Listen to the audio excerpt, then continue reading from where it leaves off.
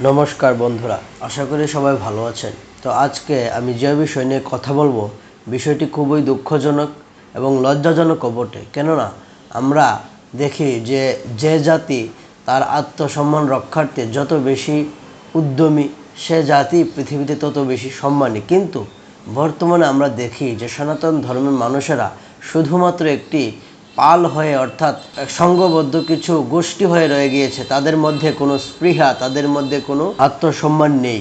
তারা তাদের নিজেদের ধর্মের অবমাননা দেখেও বেমালুম চুপ করে বসে থাকে।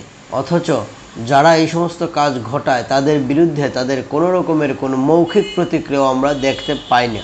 তো আমাদের আজকের বিষয়টি হচ্ছে যে আমরা কিছুদিন আগে, দু একদিন আগে আমরা শুনেছি যে তামিলনাড়ুর অন্ধ্রপ্রদেশের তিরুপতি বালাজি মন্দিরে প্রসাদে, সেখানে যে লাড্ডু প্রসাদ দেওয়া হয়, সেই প্রসাদের মধ্যে গরু এবং শুকরের চর্বি এবং মাছের তেল পাওয়া গিয়েছে, যা কিনা গত 4 বছর ধরে হয়ে আসছিল।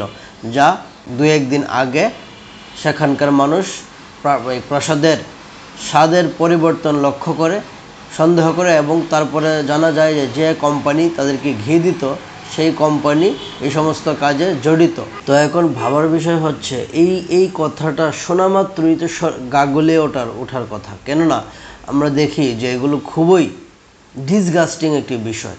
তারপরও হিন্দুরা বর্তমানে এই সমস্ত জিনিস জানার পরও তারা চুপ হয়ে বসে আছে। অথচ সংখ্যায় আমরা জানি কি যে ভারতে 100 কোটি হিন্দু বাস করে। অথচ 100 কোটি হিন্দু বসবাস করা একটি দেশে যদি এইরকম অবস্থা হয় হিন্দুদের সঙ্গে, আর হিন্দুরা যদি সেগুলো চুপ করে মেনে নিয়ে বসে থাকে, তাহলে বুঝতে হবে আসলে ওই সমস্ত 100 কোটি হিন্দু শুধু নামেই হিন্দু, এবং তারা ভেড়ার পালের মতো বসে আছে। তারা আসলে সিংহের মতো নয়।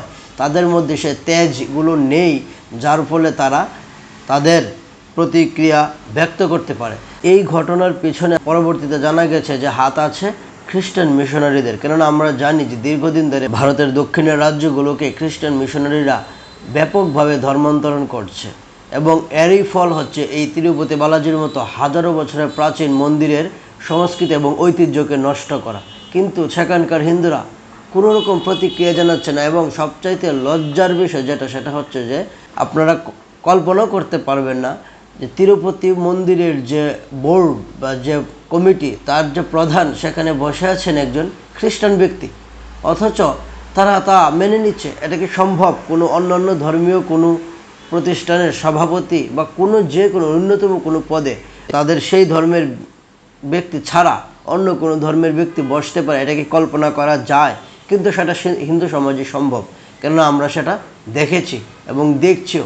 সেখানকার খ্রিস্টান মিশনারিরা তাদেরকে ধর্মান্তরিত করছে, কিন্তু তাদের নাম পরিবর্তন করছে না। আমরা অনেক নাম দেখি যেগুলো সম্পূর্ণ হিন্দু নাম, কিন্তু তাদের মত আসলে হচ্ছে খ্রিস্টান। যার কারণে আজ ভারতের হিন্দুদের এই করুণ অবস্থা, এবং ভারতের দক্ষিণে এই প্রাচীন হাজারো মন্দিরগুলোকে তারা ধ্বংস এবং এগুলোর পবিত্রতাকে নষ্ট করে দিচ্ছে। তাই আমি সনাতনীদেরকে এর চাইতে কড়া ভাষায় আমি কথা বলতে পারতাম, কিন্তু সব কিছুর একটি মর্যাদা থাকে। তাই আমি শুধু এটি বলতে চাই যে যদি ভেড়ার পালের মতো এভাবেই থাকেন, তাহলে একসময় কালের করাল গ্রাসে আপনারা হারিয়ে যাবেন।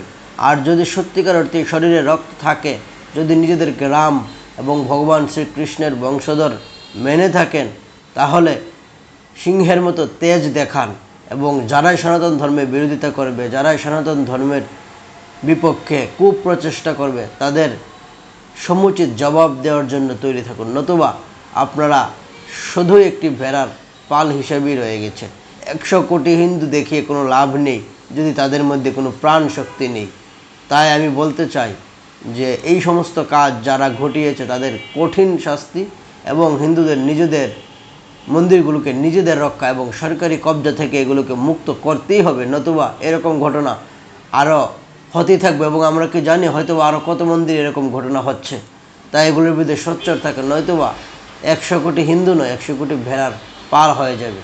তো আজকে আমি শুধু এইটুকু বলার জন্য এসেছি, এবং আমি আশা করব আপনারা কথাগুলোকে বিবেচনা করবেন এবং এগুলোকে ছড়িয়ে দিবেন, যাতে করে হিন্দুরা জেগে উঠতে পারে।